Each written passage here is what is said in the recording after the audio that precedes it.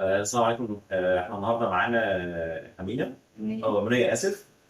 عاملين ليزر بقالنا 8 أيام. هي حالتها كانت حالة غريبة شوية. أنا عايز أوريكم المقاسات بتاعتنا.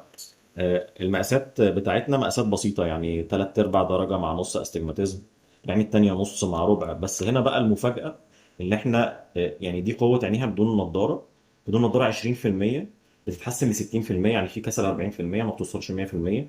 العين التانية 60% بتوصل 80%. المقاسات دي لو موجودة في 10 أفراد غالبا هيكونوا شايفين 6 6. فمعنى كده ان المقاسات دي كانت مأثرة جدا على عينيه. معنى كده ان عينيها حساسة قوي، من نص درجة فارقة معاها ان هي تشوف 20% بس بالمقاسات البسيطه دي، يبقى معنى كده ان عينيها حساسه. غالبا في المقاسات البسيطه دي مش بنعملها الا لو حد محتاجها فعلا. فامنيه كان محتاجه المقاسات دي جدا، محتاجه العمليه جدا لانها مأثره على عينيها جامد. والنهارده احنا شفناها بعد العمليه من كرم ربنا، ان هي شافت احسن بكتير من اللي كانت شايفاه قبل كده. وهي بتقول ان ممكن تتكلمي بقى دلوقتي. فرقت معايا جامد قوي، انا مبهوره بدرجات الالوان.